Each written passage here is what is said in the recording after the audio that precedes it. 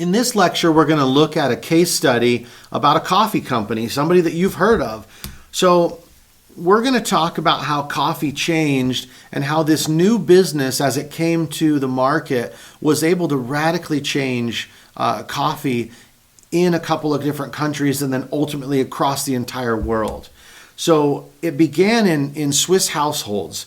So in 2012 to 2013, they dramatically changed the amount of money that Swiss households were willing to spend on coffee on a daily basis.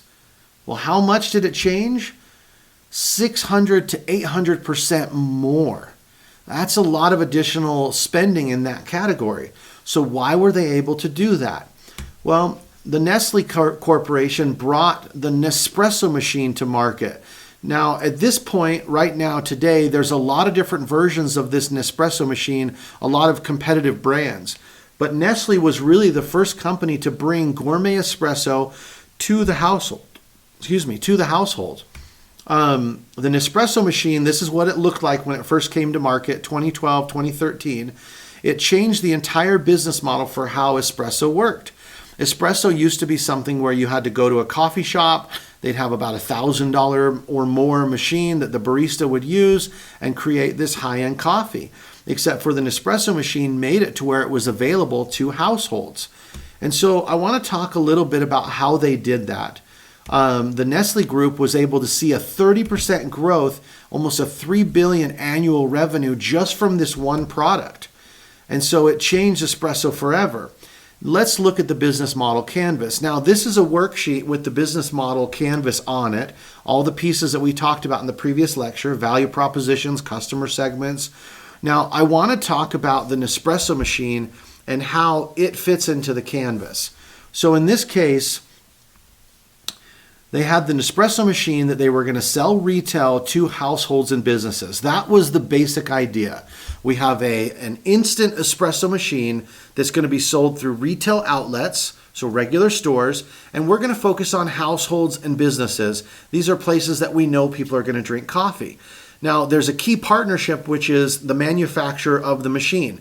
Nestle contracted a company to go out and make this machine, and then the revenue stream, the basic initial revenue stream, would be whatever the cost of the machine is times 1 per household. Now, per household that they would get market share in or per business. And so the revenue stream is pretty easy to calculate, and this was kind of the basis of where they began. However, as this goes forward, people are going to use these Nespresso pods, the flavor pods, and they're going to get into new flavors, and they've got to do refills. And so they decided to make these pods available through mail order, through Nespresso.com, through Nespresso-specific stores, and then through a call center. And so they had 4 new channels that they were selling this Nespresso pod through, and then they have distribution channels that they're going to work through, which gives a whole new revenue model, which is repetitive pod sales. Now, also along with this, in order to make sure that people stayed focused on the Nespresso pod and that they were continuing to sell it over and over, they created something called an Espresso Club. And people were able to get in there, share their feedback. They could release new flavors. They could talk about ideas.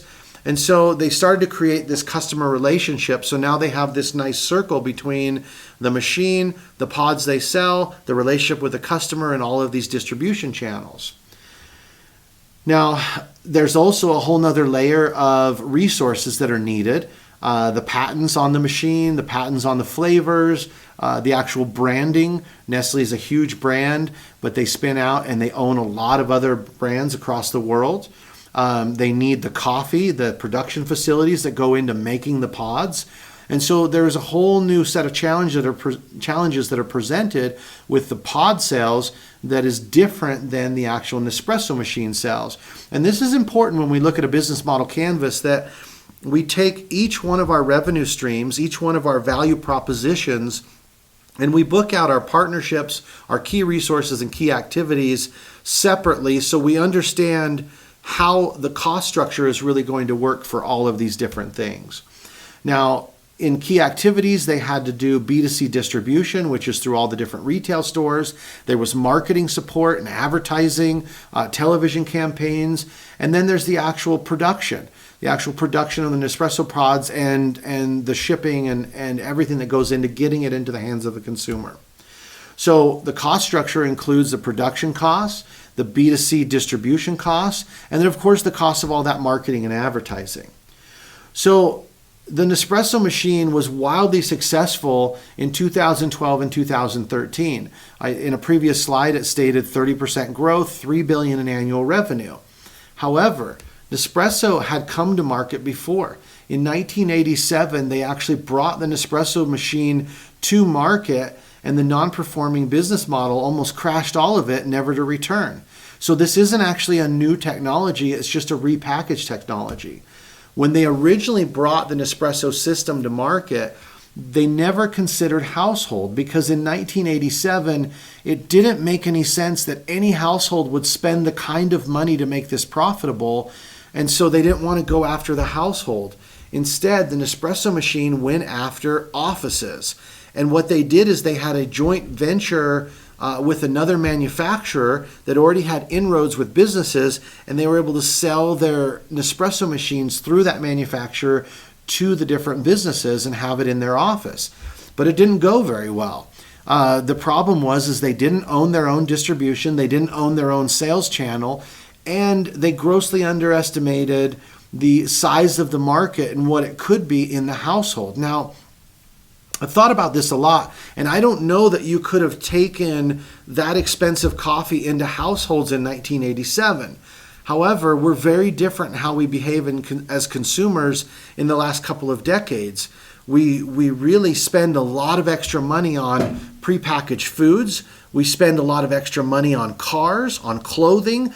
And so we tend to look for these luxuries. Even as a middle or a lower class citizen, there's expectations that we're going to have that flat screen TV, that nice new car, the latest cell phone. So there's a lot of things that we expect that really weren't part of our lifestyle in 1987. So I can't tell you if Nestle, had they gone with the Nescafe Dolce Gusto into those markets at that time, if they would have been successful. But I definitely know that they weren't successful, and this time around, their strategy has been dramatically based. It's been based in the household, and then later has spilled over to the office place. Now, there's lots of other machines, a Keurig machine. There's all kinds of other brands that are out there, and if you're somebody that's a coffee drinker, you might have opinions on what's better. But the point is that when Nestle came to market first, it wasn't successful. They changed the model, they built a whole new canvas, and they were very successful the next time around. So I think this is a nice little case study that shows you all the parts and pieces that are necessary and how this can change the success of a company.